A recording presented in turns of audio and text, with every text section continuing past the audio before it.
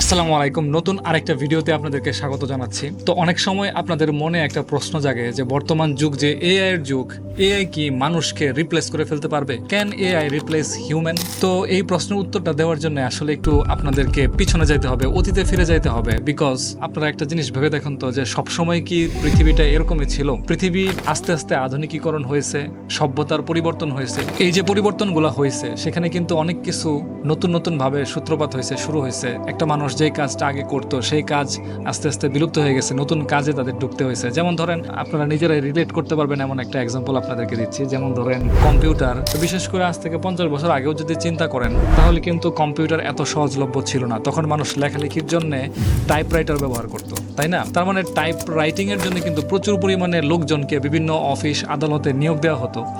তো যখন আস্তে আস্তে ওই টাইপরাইটারটা কম্পিউটারে দখল করে নিল, কম্পিউটার খুব সহজলভ্য হওয়া শুরু করলো, তখন কিন্তু যারা যারা টাইপরাইটারে কাজ করতো তাদের যে কাজকর্মগুলা বা জীবিকাটা হুমকির মুখে পড়ে গেছে।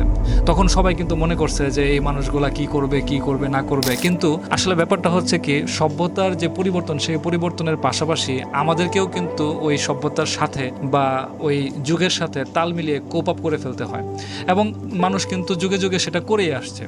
তো এখন যখন আবার বর্তমান সময়ে এআই খুব মাথাচাড়া দিয়ে উঠছে, আর্টিফিশিয়াল ইন্টেলিজেন্সের নানান ধরনের কথাবার্তা বাতেলা বিভিন্ন মানুষজনের মুখে মুখে আছে যে এই করতেছে সেই করতেছে। স্বাভাবিক ব্যাপার, মানুষজন যুগের সাথে তাল মিলিয়ে এগুলা করবেই, এগুলো নতুন নতুন জিনিস আসবেই।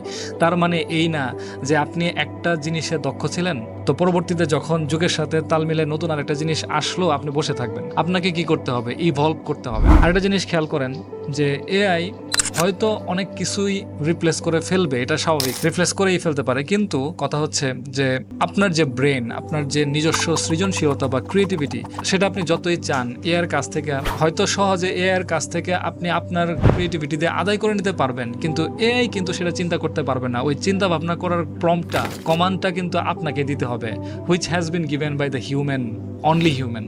সো আপনি তার কাছ থেকে পরামর্শ নিতে পারবেন, তাকে দিয়ে কাজ করাই নিতে পারবেন, কিন্তু তাকে প্রম্পটটা বা দিক নির্দেশনা কিন্তু হিউম্যানেরই দিতে হবে। সো মূল কথাটা হচ্ছে এটাই যে হ্যাঁ, in some circumstances AI will replace the task of human, but if you want authentic something, if you want authentic things, যদি আপনি আপনার নিজস্বতা এবং সৃজনশীলতা দিয়ে কোনো কিছু একটা করতে চান, তাহলে টোটালি এআই এর উপর কখনোই ডিপেন্ড হওয়া যাবে না। বা আমি পার্সোনালি ডিপেন্ড করি না, বিকজ আমারও কিন্তু বিভিন্ন ধরনের সাবস্ক্রিপশন প্যাকেজ কিনা আছে, কিন্তু সেগুলো শুধুমাত্রই আমার কাজকে হেল্প করার জন্য, কাজকে ত্বরান্বিত করার জন্য।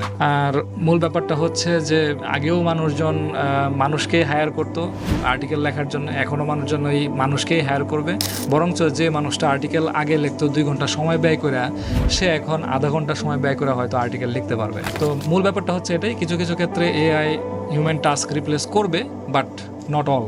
আপনার নিজস্ব চিন্তাভাবনা বা নিজস্ব সৃজনশীলতার যে ব্যাপারটা, সেটার দাম সবসময় বেশি থাকবে। তো আশা করি আপনাদের ভিডিওটা ভালো লেগেছে। ভালো লেগে থাকলে অবশ্যই লাইক করবেন, কমেন্ট করবেন, এবং এই ধরনের আরও নানান টেকনোলজি বা এআই রিলেটেড টপিক নিয়ে আপনাদের সাথে আলোচনা করব আশা করি ভবিষ্যতে। তো চ্যানেলটি সাবস্ক্রাইব করে পাশে থাকবেন। দেখা হবে নতুন কোনো ভিডিওতে।